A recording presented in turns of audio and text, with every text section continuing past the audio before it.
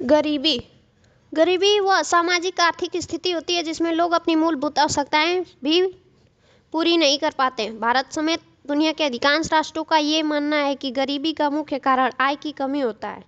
इस विचार से प्रभावित होकर वे इस बात की कोशिश करते हैं कि निर्धनों की आय को बढ़ाया जाए।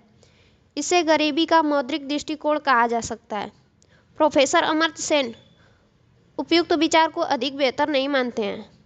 इस संदर्भ में उनके द्वारा वास्तविक गरीबी की संकल्पना के अंतर्गत यह कहा जाता है कि क्षमताओं का आधार ही गरीबी है, क्षमताओं का अभाव ही गरीबी है। भारत में गरीबी का स्तर मौद्रिक दृष्टिकोण, इसके अंतर्गत लोगों की आय या खर्च को आधार बनाकर गरीबी के स्तर का पता लगाया जाता है। भारत में इस दृष्टिकोण के अंतर्गत लोगों के उपभोग से संबंधित MPCE को मंथली पर कैपिटा एक्सपेंडिचर को आधार बनाया जाता है। यदि उनके स्तर निर्धारित न्यूनतम स्तरों से कम पाए जाते हैं तो उन्हें निर्धन अनुमानित किया जाता है।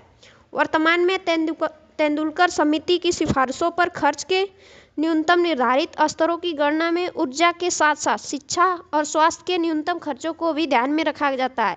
भारत में लागू किए गए इस दृष्टिकोण की कई आधार पर आलोचना की जाती है, जैसे कि कई बार लोगों के खर्च से उनकी वास्तविक स्थिति का पता नहीं लग पाता है। उदाहरण के लिए लोगों के खर्च कम इसलिए भी हो सकते हैं कि उनके द्वारा अधिक मात्रा में बचत कर ली गई हो। इसी प्रकार लोगों के खर्च इसलिए भी पर्याप्त हो सकते हैं कि उनके द्वारा किसी से उधार ले लिया गया हो। सरकारी योजनाओं की स्थिति में लोगों को कम खर्च करना पड़ता है। ऐसी स्थिति में कई लोग अनावश्यक रूप से निर्धन अनुमानित हो जाएंगे। इस दृष्टिकोण में खर्च के रूप में केवल मुद्रा को देखा जाता है, जबकि गरीबी बहुआयामी होती है। लकड़ावाला समिति की सिफारिशों पर भारत में राज्य विशिष्ट गरीबी की रेखाओं का निर्माण भी किया जाता है, जो अखिल भारतीय स्तर की रेखाओं से नीचे या ऊपर हो सकती है। राज्य स्तर पर गरीबी की रेखाओं के अंतर का कारण मुद्रास्फीति में अंतर होता है। गैर मौद्रिक दृष्टिकोण, नीति आयोग द्वारा वर्ष 2021 में NMPI का निर्माण किया गया। इसके अंतर्गत लोगों के खर्च या आय को ध्यान में रखने के बजाय उनकी वांछनाओं को ध्यान में रखा जाता है। NMPI के निर्माण में शिक्षा, स्वास्थ्य और जीवन स्तर से जुड़े 12 मानकों को आधार बनाया जाता है। एजुकेशन, हेल्थ और लिविंग स्टैंडर्ड। यदि कोई भी परिवार उपयुक्त वर्णित 1/3 भाग के लिए वंचित पाया जाता है तो उसे निर्धन अनुमानित किया जाता है। ट्रिकल डाउन और गरीबी। ट्रिकल डाउन एक ऐसी रणनीति होती है जिसके अंतर्गत तीव्र आर्थिक समृद्धि के माध्यम से गरीबों को अप्रत्यक्ष रूप से कम करने की कोशिश की जाती है।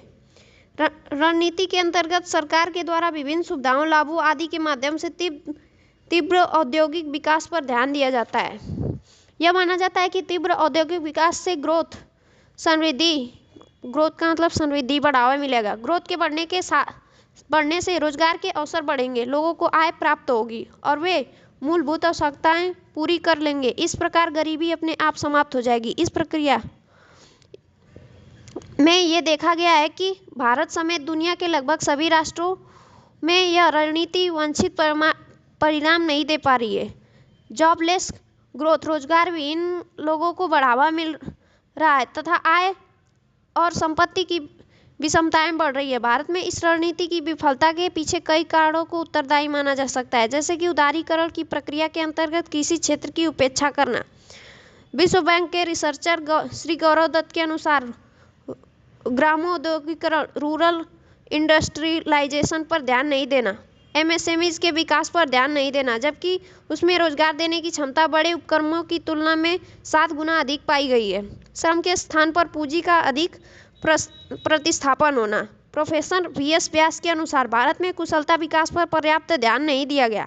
कई लोगों के अनुसार भारत में ट्रिकल डाउन के स्थान पर ट्रिकल अप या बॉटम अप रणनीति लागू करने की आवश्यकता है। इस प्रकार basic need approach to development को लागू करने पर भी विचार किया जा सकता है।